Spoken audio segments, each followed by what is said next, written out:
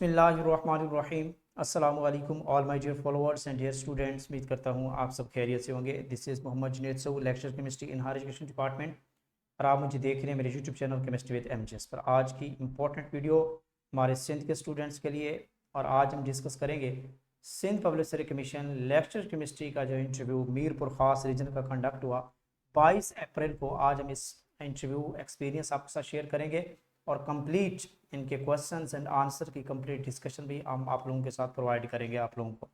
तो इससे पहले एक इम्पॉर्टेंट न्यूज़ है जो रिसेंटली रिटन टेस्ट जिन कैंडिडेट्स ने क्वालिफाई किया हमारे सिंध के स्टूडेंट्स ने, सिंध एस्पिरेंट्स ने, उनके लिए हम एक इम्पॉर्टेंट इंटरव्यू सीरीज़ भी लॉन्च कर चुके हैं। और वन ऑफ द बेस्ट, इसमें आपको कंप्लीट लेक्चर्स, नोट्स और उसके साथ साथ ऑल द पास पेपर्स बिल्कुल सेम इसी तरह की फ़ाइल में all the pass interview questions and उनके आंसर्स आप लोगों को PDF फॉर्म में भी प्रोवाइड करते हैं। और इसके साथ साथ 9 PM जो है ना वो एवरी 2 डेज़, हर 2 दिन के बाद हमारी शेड्यूल के according live interview mock class होती है, जिसमें स्टूडेंट से हम बाकायदा तौर पे हर स्टूडेंट को लाइव लेकर उनसे बाकायदा तौर पे उनसे क्वेश्चंस करते हैं, उनको आंसर भी बताते हैं, उनको गाइडलाइंस भी प्रोवाइड करते हैं। One of the best session होता है हमारा online session for the interview preparation, तो आप उसको ज़रूर ज्वाइन कीजिएगा।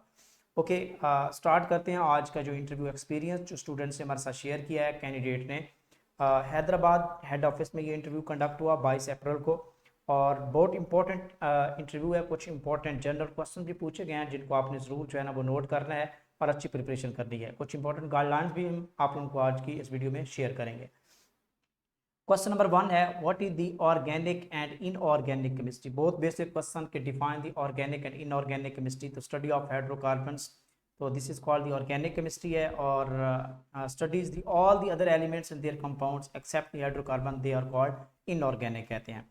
देन पूछा कि व्हाट इज द बायोकेमिस्ट्री, क्या होती है, एंड देन एनालिटिकल केमिस्ट्री को डिफाइन करें। तो ये भी बिल्कुल बेसिक टर्म्स हैं, 9th 10th की केमिस्ट्री में भी आपको अवेलेबल मिल सकती हैं डिफरेंट बुक्स में, इसको भी देख लीजिएगा। देन क्वेश्चन पूछा गया कि what is the difference between the mixture and compound. Compound और मिक्सचर में मेन क्या डिफरेंस है। मिक्सचर जो है this is the combination of 2 और मोर सब्सटेंसेस जो कि फिजिकली मिक्स टुगेदर होती हैं, और इनको आप फिजिकली ही यानी कि सेपरेट आउट करवाते हैं by the physical methods, like filtration है, इवेपोरेशन प्रोसेस है, तो फिजिकल मेथड्स आप इनको सेपरेट आउट करवाते हैं। जबकि जो कंपाउंड है this is the substance form by the chemical combination के थ्रू बनती है, और इसकी कंपोजिशन फिक्स्ड होती है। जबकि जो मिक्सचर होता है उसकी कंपोजिशन वेरिएबल होती है, और इनके कंपोनेंट्स को सेपरेट हम जो है ना वो only and only chemical method use करके सेपरेट आउट करवा सकते हैं, and this can not be separated by the physical methods. तो इस तरह ये एक इंपॉर्टेंट डिफरेंस बनता है। आप आगे एग्जांपल लेना चाहें तो इसमें एयर जो है this is the mixture of gases है, सॉल्ट वाटर है, या ऑलॉयज वगैरह होते हैं तो वो भी जनरली मिक्सचर में आ जाते हैं। आइसक्रीम भी एक मिक्सचर है, तो ये मिक्सचर के एग्जांपल में आ जाती हैं। जबकि प्योर वाटर है, carbon dioxide, sodium chloride pure form में, तो ये किसमें कंपाउंड की एग्जांपल में आ जाता है। तो ये एक अच्छा डिफरेंस है।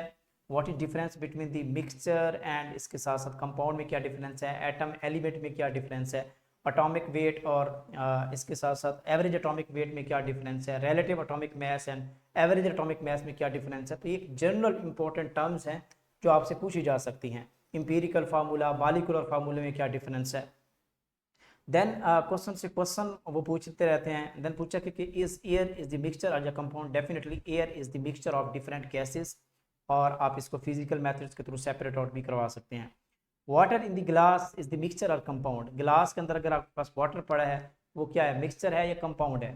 तो प्योर वाटर है, किसी ग्लास के अंदर जस्ट वाटर है, सिंगल एलिमेंट वाटर है, तो definitely this is the mixture है, आप इसको मिक्सचर कह सकते हैं। This is not the compound, क्योंकि उसमें इसकी जो कंपोजिशन होती है वो आपकी क्या होती है, वेरिएबल कंपोजिशन हो सकती है। Sorry, this will be the compound. Sorry, अगर आपके पास ग्लास में वाटर है तो this will be the compound है, और उसकी जो कंपोजिशन है वो फिक्स्ड रेशो में एटम्स की कंपोजिशंस होती है।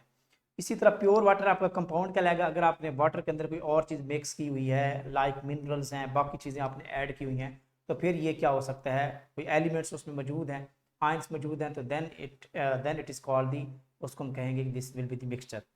तो ये एक इम्पॉर्टेंट पॉइंट है। देन पूछा गया कि what is the litmus paper क्या होता है और इसका यूज़ क्या होता है। Litmus paper this is the special paper strip होती है जो कि लिटमस डाई की बनी होती है, जिसमें लिटमस डाई मौजूद होती है। और ये basically this is the natural dye होती है, litmus dye, and it is obtained from the lichens से ये बनी होती है। और इसको हम यूज़ करते हैं लिटमस पेपर को to check out the acidity and the basicity of the solutions. Who is the current, अब ये जनरल पोर्शन आ गया, ये बहुत इंपॉर्टेंट पोर्शन है आपके बेटा। अभी जो आपके कंडक्ट होने वाले इंटरव्यूज़ इंशाल्लाह at the end of my या जून के स्टार्ट में इंटरव्यू आपके कंडक्ट होंगे सब्जेक्ट स्पेशलिस्ट केमिस्ट्री के, तो आप इनको ज़रूर देखिएगा। जो करंट अफेयर्स हैं, जनरल नॉलेज के क्वेश्चन हैं, आप इसको अच्छे तरीके से पढ़ें, रीड करें। और मोस्टली क्वेश्चन रिपीटेड होते हैं। ये जो 22 अप्रैल को आपका सिंध पब्लिसिटी कमीशन SPSC का लेक्चर केमिस्ट्री का पेपर हुआ, तो इसमें भी मोस्टली क्वेश्चन रिपीट हो रहे थे, सेम हो रहे थे, तो इसलिए इन क्वेश्चन की ज़रूर प्रैक्टिस किया करें। Who is the current speaker of national assembly and senate chairman, तो नेशनल असेंबली का जो करंट स्पीकर है वो सरदार अयाज सादिक हैं, ठीक है, ये नून लीग से बिलोंग करते हैं। And elected as the speaker on the 1 March 2024 को ये इलेक्ट हुए थे। और जो डिप्टी स्पीकर हैं, ये भी आपसे पूछा जा सकता है, वो सैयद गुलाम मुस्तफ़ा शाह है, ठीक है, तो ये भी नोट कर लें। और जो चेयरमैन ऑफ सेनेट हैं ये सैयद यूसुफ रज़ा गिलानी साहब हैं, ठीक है, तो ये वज़ीर आज़म भी रह चुके हैं। How many seats does national assembly have, ये नोट कर लें, नेशनल असेंबली की कितनी सीट्स हैं, तो ये 336 सीट्स हैं, इससे पहले 342 थी, ठीक है, तो 6 सीट्स जो हैं वो डिक्रीज हुई हैं। जो फाटा वाला रीजन मार्च वगैरह हुआ था, 266 इसमें जनरल हैं, 60 वुमेन कोटा की हैं और 10 मिनॉरिटीज़ की आती हैं, तो टोटल 336 हैं, तो ये नोट कर लें, ये क्वेश्चन पूछा जा चुका है। देन पूछा गया कि व्हाट इज़ म्यूटा रोटेशन क्या होती है, तो ये एक जनरल टर्म है जो कि बायोकेमिस्ट्री से रिलेटेड है। Mutarotation, mutarotation is the change in the specific optical rotation में एक स्पेसिफिक चेंज होती है due to its interconversion between the two different, इसकी जो एनोमेरिक फॉर्म्स होती हैं वो इंटर कन्वर्ट होती हैं, alpha and beta form sugars की, वहाँ तक के इवन के वहाँ पे इक्विलिब्रियम अचीव हो जाती है। अच्छा, इसकी थोड़ी सी एक्सप्लेनेशन देखें तो कुछ शुगर लाइक जो ग्लूकोज है ये 2 फॉर्म्स में होती हैं, इसकी अल्फा एनोमेरिक फॉर्म होती है और alpha D glucose and beta D glucose 2 forms होती हैं। यानी कि ये दोनों फॉर्म, दीज 2 फॉर्म्स रोटेट, जो प्लेन पोलराइज्ड लाइट होती है वो डिफरेंट वे में इसको रोटेट करवाती हैं। When you dissolve the sugar in water, जब आप इस शुगर को वाटर में डिसॉल्व करते हैं तो these form the slowly interconvert through the ऊपर चेन स्ट्रक्चर में कन्वर्ट हो जाती हैं as the changes after some time a constant optical rotation इनकी आ जाती है और फिक्स रोटेशन आ जाती है, वैल्यू आ जाती है। This is called the mutarotational equilibrium इसको कहते हैं। तो ये एक सिंपल कॉन्सेप्ट है। What is the difference between the fumaric acid and maleic acid, ये दोनों जो हैं ये सिस ट्रांस आइसोमरिज्म के एग्जांपल में भी आते हैं, ठीक है। These are the isomers of butanedioic acid, butenedioic acid के एग्जांपल्स में आती है। इस तरह की स्ट्रक्चर है, कार्बन डबल बॉन्ड कार्बन है, अगर दोनों एक साइड से कार्बोक्सिलिक ग्रुप लगे हुए हैं तो this structure is known as, इसको कहते हैं मैलिक एसिड कहते हैं। सिस फॉर्म जो होती है, cis form is the maleic acid, जबकि ये जो ट्रांस फॉर्म होती है, एक कार्बोक्सिलिक इस साइड पे होता है, एक इस साइड पे होता है, ठीक है, यहाँ पे H है, यहाँ पे H है। ये क्वेश्चन बहुत इंपॉर्टेंट है, इससे पहले पंजाब पब्लिसिटी कमीशन के जो इंटरव्यूज़ हुए थे उसमें भी ये काफ़ी दफ़ा पूछा जा चुका है, आपने देखा होगा हमारी जो इंटरव्यू सीरीज़ है। तो this is called the trans, इसको कहते हैं, ये ट्रांस फॉर्म है fumaric acid. And this is, ये दोनों बल्कि ग्रुप्स अपोजिट साइड होने की वजह से this is the stable structure होती है। ये क्वेश्चन पूछा which one is more stable, तो trans form is the more stable as compare to the cis form होती है। तो ये दोनों का मेन डिफरेंस है। ये आपके पास मैलिक एसिड है and this is called fumaric acid है, ये सिस फॉर्म होती है, ये ट्रांस फॉर्म होती है। ओजोनोलाइसिस ऑफ इथीन, जब आप इथीन की ओजोनोलाइसिस करवाते हैं तो आपको पता है ozonolysis occurs in the presence of water and in the presence of zinc, ठीक है। तो उसमें यह है कि जैसे पहले स्टेप में आपको पता है सबसे पहले मोलोजोनाइड बनती है, अनस्टेबल स्ट्रक्चर होती है, फिर वो कन्वर्ट होके ओजोनाइड में कन्वर्ट होती है स्टेबल स्ट्रक्चर में, फिर हम उसकी हाइड्रोलिसिस करवाते हैं तो हाइड्रोजन परऑक्साइड बनता है, उधर से हम जिंक का रिएक्शन करवाते हैं तो जिंक ऑक्साइड बन जाता है। और फाइनली अगर हम देखें तो यहाँ पे इसकी ऑक्सीडेटिव क्लीवेज होती है। अगर हम मैकेनिज्म को छोड़ के डायरेक्ट प्रोडक्ट की बात करें तो यहाँ पे एक ऑक्सीजन लगता है, एक यहाँ पे लगता है, तो यहाँ पे देखें दिस इज दी फॉर्मेल्डिहाइड, ये भी फॉर्मेल्डिहाइड, तो 2 मॉलिक्यूल्स ऑफ बनते हैं फॉर्मेल्डिहाइड के इन केस ऑफ इथीन की जब हम ओजोनोलाइसिस करवाते हैं। और सेम यही क्वेश्चन अगर जिंक की एब्सेंस में अगर ये रिएक्शन हो तो फिर हाइड्रोजन परऑक्साइड बनती है, वो मोर ऑक्सीडाइजिंग एजेंट होती है और वो फर्दर आपके जो फॉर्मेल्डिहाइड बनते हैं उनको ऑक्सीडाइज करवा देती है।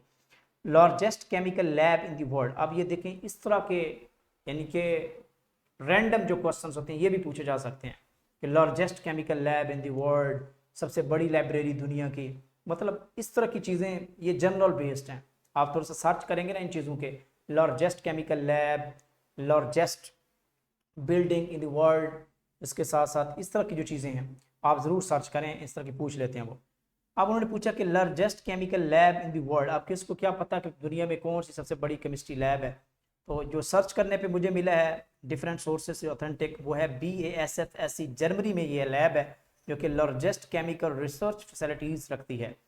इसका ऑपरेटर मैंने दिया हुआ है, लोकेशन जर्मनी में है, ये 1865 में बनाई गई थी, ये 10 स्क्वायर किलोमीटर तक फैली हुई है और इसमें ऑलमोस्ट 39,000 एम्प्लॉयज़ हैं और ये मोर देन 200 प्रोडक्शन प्लांट इसमें काम कर रहे हैं। तो ये आप नाम बता सकते हैं, अगर ये थोड़ी सी डिटेल देंगे तो I think this is the satisfactory answer. Who invented the bulb, and वो इन्वेंटर कहाँ से बिलोंग करते थे, तो ये थॉमस एडिसन था। इन्होंने ये सबसे पहले बल्ब जो है मोस्ट फेमसली क्रेडिट जाता है इसको, वैसे तो बहुत सारे लोगों ने इस पर काम किया हुआ है ऑलरेडी, लेकिन थॉमस एडिसन को क्रेडिट जाता है इलेक्ट्रिक बल्ब का। और ये जो है इन 1879 में इन्होंने इन्वेंट किया था, ये भी नोट कर लें। और ये बिलोंग करते हैं USA, अमेरिका से बिलोंग करते हैं। ये इंपॉर्टेंट क्वेश्चन है, हो सकता है कि रिपीटेड भी हो सकता है। वाई थिंग्स आर ग्रीन, ये क्यों होती हैं, ये बेसिकली ग्रीन कलर जब रिफ्लेक्ट होता है तो उस वक्त हमें चीज़ें ग्रीन नज़र आती हैं, ठीक है। तो ये बेसिकली कलर की रिफ्लेक्शंस है, जो वाइट लाइट एब्जॉर्ब होती है और वो अपना ग्रीन कलर को रिफ्लेक्ट करती है, तो जिस वजह से वो चीज़ ग्रीन आपको नज़र आती है। And what thing is responsible for the green colour, तो ये बेसिकली अगर हम प्लांट्स की बात करें तो उसमें क्लोरोफल जो होता है, ग्रीन कलर प्लांट्स के पत्तों में जो है वो क्लोरोफल होता है, उस वजह से ये ग्रीन नज़र आते हैं।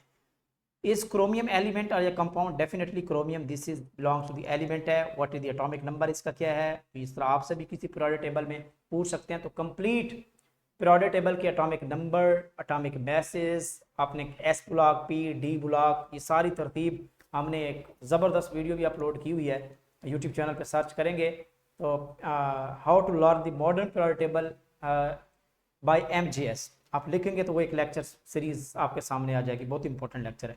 एटॉमिक नंबर पूछा है, क्रोमियम का 24 होता है, ठीक है। एटॉमिक मैस फिर उन्होंने पूछा है, इसका 52 होता है क्रोमियम का 52 एटॉमिक मैस एंड 24 इसका एटॉमिक नंबर होता है। Which element is the most precious element पूछा गया है।